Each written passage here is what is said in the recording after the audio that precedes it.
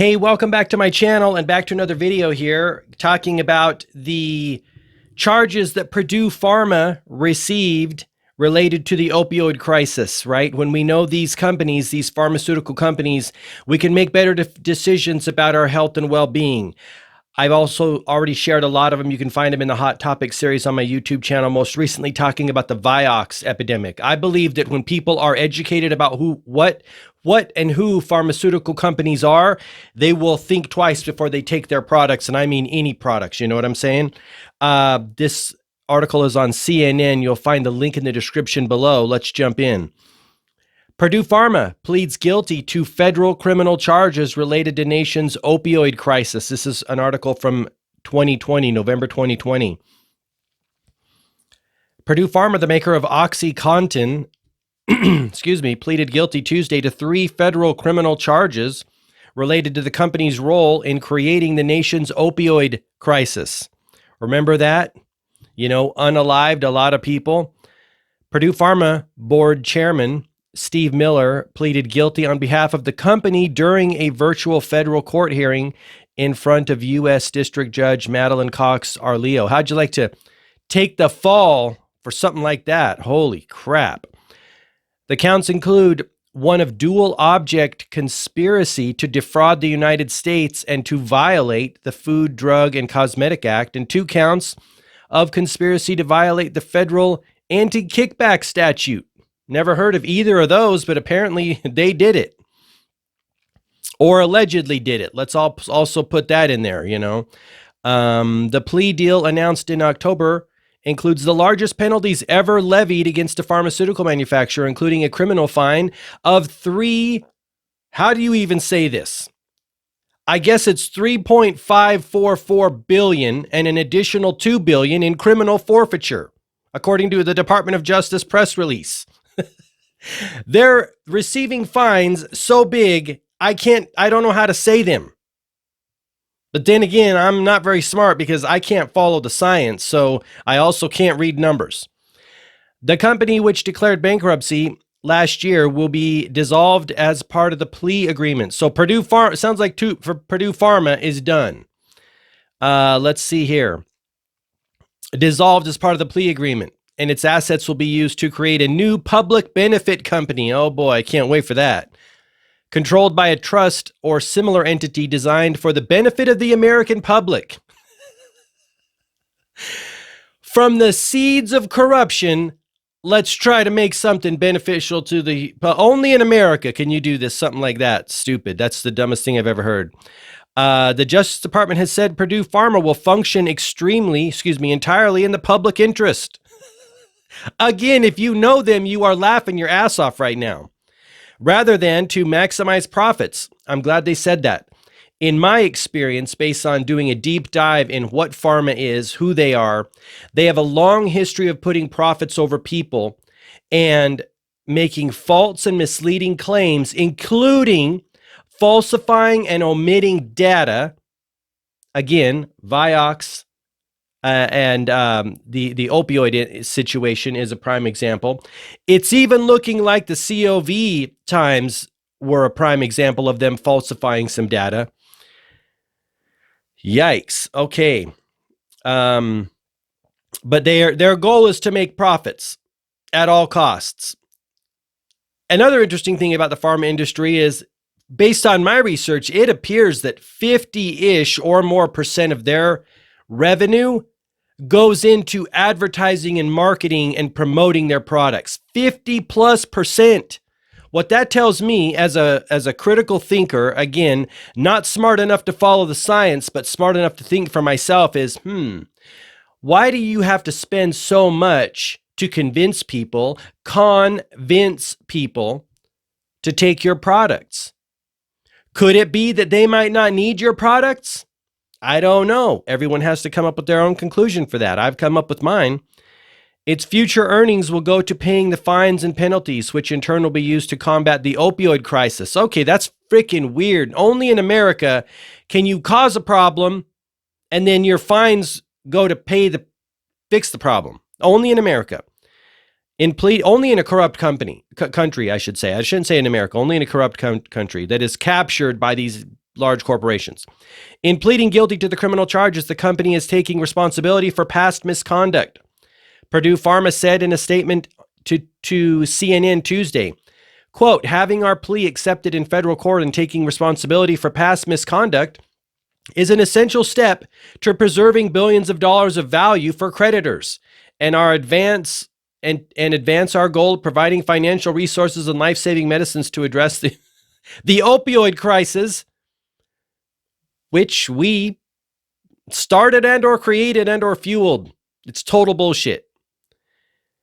Continue the quote. It says, we continue to work tirelessly to build additional support for a proposed bankruptcy settlement, which would direct the overwhelming majority of the settlement funds to state, local, and tribal governments for the purpose of abating the opioid crisis. Again, if they never existed in the first place, we wouldn't have an opioid crisis.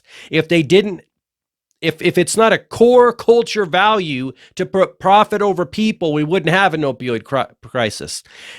And let's take some responsibility ourselves, my friends. As educated consumers, a large part of the responsibility is on us. I think we put too much faith in, let's go all of them, the politicians. We put too much faith in politicians, and a lot of us do what they say without investigating ourselves, because thinking is the hardest thing we're ever going to do in life. We put too much faith in civic leaders. We put too much faith in religious leaders. And we get into trouble when we don't think for ourselves and don't do our own research. And this is an example of that. The court did not set a date for sentencing hearing. OxyContin maker still tied up in litigation over opioid crisis. So we get like a little bonus snippet maybe here. According to the U.S. Centers for Disease and Prevention, about 70,000 Americans died of drug overdoses in 2018, just one year of the opioid crisis, and about 70% of those deaths were caused by prescription or illicit opioids like OxyContin. Now, from my knowledge and experience, that is because pharmaceutical manufacturers were not forthright and up front with doctors about the potential risks for addiction to those drugs. And that's a huge problem, and that is a reason number 5078 of do your freaking homework. Don't rely on your politician, your civic leader, or your religious leader to tell you, yeah, take this medicine from this company. It's good. I vetted them. Yeah, I bet they did. In that year, an estimated 10.3 million Americans, 12 and older, misused opioids. 10.3 million Americans misused opioids that Purdue Pharma created, including 9.9 million prescription pain reliever abusers and 808,000 heroin users.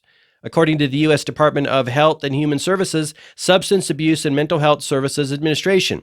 Several civil lawsuits against Purdue Pharma related to the opioid crisis are still ongoing as the company undergoes bankruptcy proceedings. We're close. We got about another 2 paragraphs here. The plaintiffs' executive committee in the National Prescription Opiate Litigation, multi-district litigation called Purdue Pharma's plea guilty long overdue, or guilty plea long overdue. Purdue, this is a quote from them, Purdue acknowledging its role in fueling the opioid crisis or opioid epidemic and being held accountable for its actions is long overdue. Their illegal and profit-seeking actions were egregious. It is important to note, however, that they are just one company in one part of the larger opioid supply chain, attorneys on the executive committee of negotiators said in a joint statement. That is a very telling paragraph and something every American should be aware of before they do business and buy products from pharmaceutical companies. Please look at the track record. Please look at the history of what they've done to American people. And make up your own mind. I don't want to tell you how to think. You have a brain. You can do that for yourself. I'm just sharing information for you that I would want someone to share with me if I was thinking about buying products from these companies. Any of them. Do a wiki search on pharmaceutical fines from the Department of Justice and you will open up a Pandora's box of bullshit. It is wild that people even entertain the idea of buying shit from these companies. The Sackler family, you know them, right? And other current and former employees and owners of the company also still face the possibility that federal criminal charges will be filed against them. So it could go to criminal, right? Federal. There you have it. An article from CNN, Purdue Pharma pleads guilty to federal criminal charges. Thank you for watching this video. Leave me a thumbs up if you like it. Now, before I go, I want to invite you to check out Media Business Blueprint. What I'm doing here is sharing knowledge and information that I would want to know if I didn't know it. I'm sharing it with you, the viewer, and hopefully more people. And the reason I do that is because we are in a war of information. We are in a war of ideas. You have certain entities, I'm not going to name them. You know the big entity that is pushing the most information on planet Earth, bar none. We are in a war of ideas. We're in a war of information. It is vitally important that people have accurate information so they can make informed decisions about their health and wellness, about their financial well-being, about their emotional well-being, about their physical well-being. There's an opportunity right now in the world because there is so many lies and deception in the world at the highest level. There's an opportunity for people to come in and do kind of an arbitrage kind of a thing, or be a contrarian that will eventually turn in our favor. There's no way. See, the thing of it is with lies is this.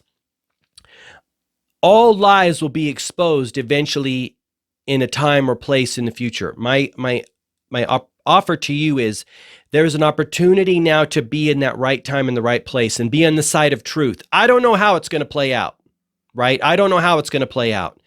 Many people believe the lies, right? They believe what their politician or their pharmaceutical rep or their doctor who is making money from selling and pushing these products. And again, I'm not making a judgment statement about that. I'm just saying there's a lot of people pushing this kind of information out there, a lot, and so-called experts. There's an opportunity for anyone who wants to create a media business and follow my two-step process that all the big media companies use to share knowledge and information and make money. But you do it as a solopreneur. I do it as a solopreneur. Let me tell you how I do it. Through my books right here. You can see the books right there. Through my product and apparel line, Focus and Flow at focusandflow.co. That's products and apparel for conscious creators. Coming out with a life guide very soon. Consulting, and also Media Business Blueprint. Teaching people how to do what I'm doing, right? I'm not just making a product and saying, hey, here's go do it. I'm actually doing that thing too. And then of course with the life guide, which is a life guide that I created for myself that is based on 8 areas. So there's many ways that you can monetize your knowledge and expertise and also share knowledge and information. So that's mediabusinessblueprint.com. Check it out. Thank you for watching this video. Until next time, I wish you all the best health, wealth, and success. Bye-bye.